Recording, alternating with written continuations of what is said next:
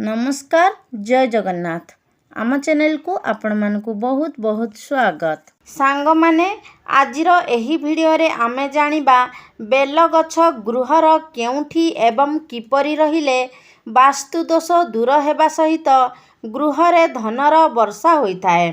Bell गछ गोटे एमिति गछ जे कि समस्त संसार रे दुर्लभ अटे।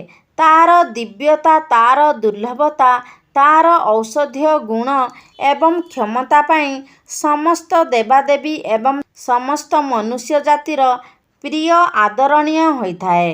पुराण शास्त्र मतरे बेल गछर सृष्टि माता लक्ष्मीक अंशरू होइछि, जहाँकि आपण माने अल्प बहुत जानिथिबे। तेबे चालंतु जानिबा संपूर्ण विषय वस्तु। सेथिपाई वीडियो को शेष पर्यंत देखिबा पाई आपण मानकु अनुरोध। ताहा पूर्वरु ए वीडियो को गोटे लाइक करंतु एवं चैनल टी को सब्सक्राइब करी कमेंट बॉक्स रे ओम नमः शिवाय निश्चय लेखंतु। तेबे चालंतु जानिबा बेल गछ विषय रे किछि महत्वपूर्ण कथा विषय रे। नंबर 1 बेल गछरे साक्षात शिव एवं शक्तिंकर वास होइथाए। बेलपत्रर त्रिशाखारे त्रिदेव वास करिथांती बा ब्रह्मा विष्णु महेश्वर वास करिथांती। एणु बेल गछ मूलरे सबुदिन गाधोई सारी पानी देले कोटि पुण्य मिलिथाए एवं शिव शंकर समेत माता लक्ष्मी मध्य प्रसन्न होइथांती, जहा फलरे कि सेही मनुष्य समस्त प्राणी को बस करिबा शक्ति लाभ करिथाए एवं चाकिरी तथा व्यवसाय रे सफलता लाभ करिथाए। ताहा सहित धनवान हेबारु मध्य केही रोकी पारंती नाही, अमाप धनर अधिकारी होइथांती। नंबर 2 बेलपत्र हेउछि शिव एवं समस्त देवी मानंकर प्रिय पात्र होइथाए, जहा कि सुखी जाए हेले केबे बासी हुए नाही। एही बेलपत्र चंदनर लेप लगाई शिव तथा देवी को अर्पण करिबा द्वारा मनुष्यर समस्त मनस्कामना पूर्ण होइथाए। नंबर 3 बेल गछर काठी को चंदन परी घोरी शिव तथा देवी को टीका लगाइले कोटि पुण्य प्राप्ति होइथाए एवं मनुष्य निजर मथारे एही बेल काठीर घोरा को चंदन परी टीका लगाइले समस्त प्राणी को बस करिथाए एवं निजर दिव्य चेतना जाग्रत होइथाए। एहा सहित अलौकिक शक्तिर स्थिति अनुभव करिपारे एवं समस्त संसार रे विजयी मध्य होइथाए।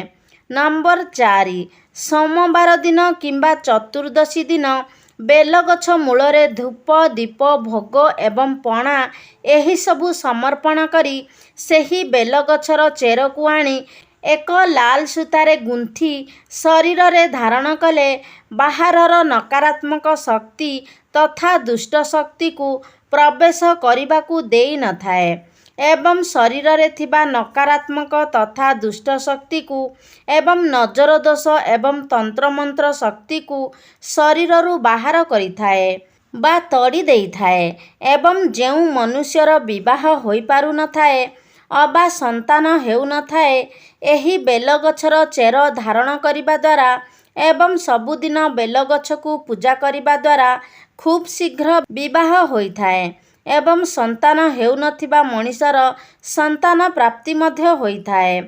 नंबर 5 जेउ व्यक्ति शिव तथा देवींकर आराधना करुथांती एवं सेमाने जदि बेल गछर मूलरे बसी शिव तथा देवींकर मंत्र जप करती तेबे खूब शीघ्र सेमानंकर साधना पूर्ण होइथाए एवं समस्त मनस्कामना मध्य पूर्ण होइथाए।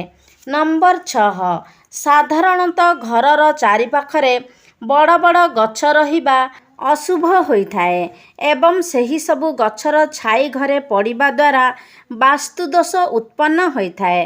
मात्र बेल गछ एहा एमिति एक दिव्य गछ जहा कि घरर चतुर्पार्श्वरे जे कौनसी स्थान रे रहिले एहा शुभ होइथाए एवं एही बेल गछर छाई घर उपरे पड़िले घरर वास्तु दोष दूर होइथाए ଏବଂ ଘରର ନକାରାତ୍ମକ ଶକ୍ତି ମଧ୍ୟ ଦୂର ହୋଇଥାଏ।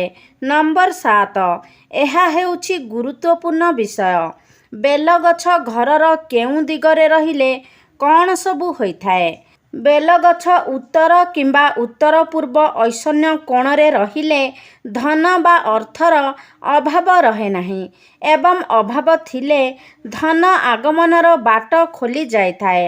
ଘରର ପୂର୍ବ ଦିଗରେ ବେଲଗଛ ରହିଲେ ଗୃହରେ ଶାନ୍ତି ବଜାଇ ରହିଥାଏ।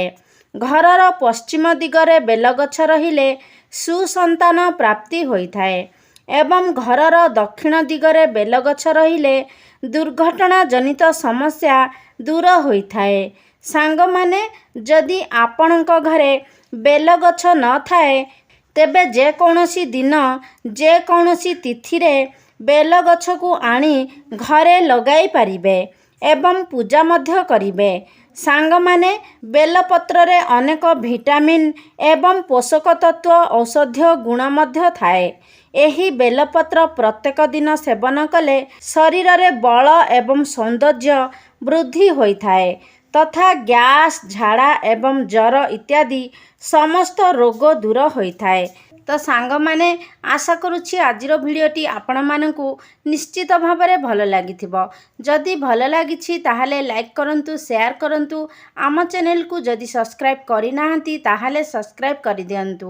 ସର୍ବେ ଭବନ୍ତୁ ସୁଖୀନ। ଧନ୍ୟବାଦ।